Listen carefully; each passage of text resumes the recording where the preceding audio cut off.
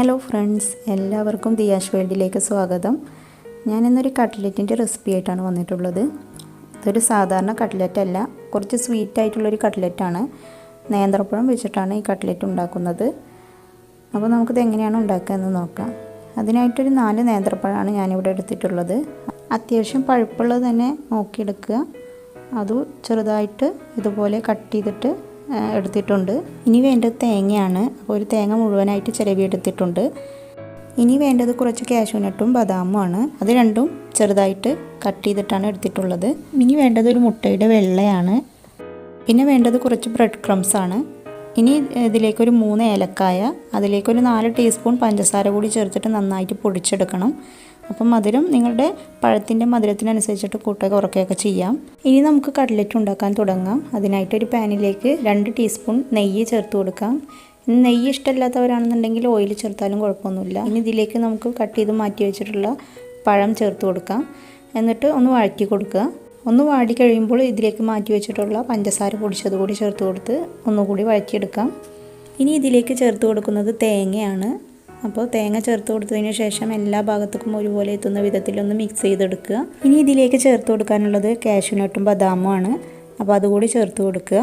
എന്നിട്ട് നല്ലതുപോലെ മിക്സ് ചെയ്തെടുക്കുക. അപ്പോൾ ഈ കാഷ്യൂനട്ടും ബദാമൊക്കെ എല്ലാ ഭാഗത്തേക്കും എത്തുന്ന വിധത്തിൽ നന്നായിട്ട് തന്നെ മിക്സ് ചെയ്തിട്ട് എടുക്കണം.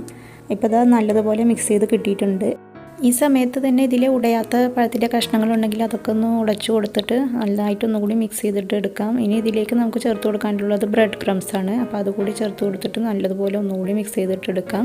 അപ്പോൾ ഈ ബ്രെഡ് ക്രംസ് ചേർത്ത് കൊടുക്കുമ്പോൾ ഈ കൂട്ട് ഒന്നുകൂടി ടൈറ്റായിട്ട് വരും. അപ്പോൾ നമുക്കിത് കട്ട്ലറ്റിനായിട്ട് ഷേപ്പ് ചെയ്തെടുക്കാൻ എളുപ്പമായിരിക്കും. അപ്പോൾ അതിനാണ് ഈ ബ്രെഡ് ക്രംസ് ചേർത്ത് കൊടുക്കുന്നത്.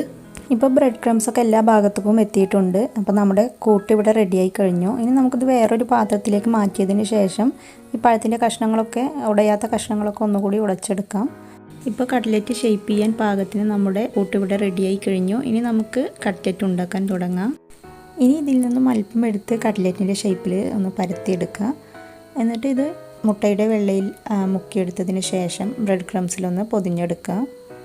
അപ്പോൾ ബ്രെഡ് ക്രംസിൽ നന്നായിട്ട് കോട്ട് ചെയ്തിട്ട് എടുക്കണം. നല്ലതുപോലെ എല്ലാ ഭാഗത്തേക്കും ഒരുപോലെ ആവുന്ന വിധത്തിൽ നന്നായിട്ട് തന്നെ കോട്ട് ചെയ്തിട്ട് എടുക്കുക. അപ്പോൾ ഈ ഒരു അളവിൽ എനിക്ക് ഒരു 10-15 കട്ട്ലറ്റ് ഇതിൽ നിന്ന് ഉണ്ടാക്കാൻ പറ്റിയിട്ടുണ്ട്. ഇനി നമുക്കിത് ഓരോന്നായിട്ട് ഫ്രൈ ചെയ്തിട്ടെടുക്കാം. അപ്പോൾ ഞാനിതിവിടെ ഓരോന്നായിട്ട് ചൂടായിട്ടുള്ള എണ്ണയിലേക്ക് വെച്ച് കൊടുക്കുകയാണ്. അപ്പോൾ ഇത് 2 സൈഡും നല്ല ഗോൾഡൻ കളറാവുന്നത് വരെ നമുക്കിതൊന്ന് ഫ്രൈ ചെയ്തിട്ടെടുക്കണം. അപ്പോൾ ഇതിവിടെ കട്ട്ലറ്റ് ഒരു സൈഡ് വെന്ത് വന്നിട്ടുണ്ട്. അപ്പോൾ നമുക്കിതൊന്ന് തിരിച്ചിട്ട് കൊടുക്കാം. ഇനി 2 സൈഡും ഗോൾഡൻ കളറാവുന്നത് വരെ നമുക്കിതൊന്ന് ഫ്രൈ ചെയ്തിട്ടെടുക്കണം. അപ്പോൾ ഇതാ ഇവിടെ 2 സൈഡും ഗോൾഡൻ കളറായിട്ട് വന്നിട്ടുണ്ട്. ഇപ്പോൾ നമ്മുടെ കട്ട്ലറ്റ് ഇവിടെ റെഡിയായി കഴിഞ്ഞു. ഇനി നമുക്കിത് എണ്ണയിൽ നിന്നും മാറ്റാം. അപ്പോൾ നമ്മുടെ സ്വീറ്റ് ആയിട്ടുള്ള കട്ട്ലറ്റ് ഇവിടെ റെഡിയായി കഴിഞ്ഞു.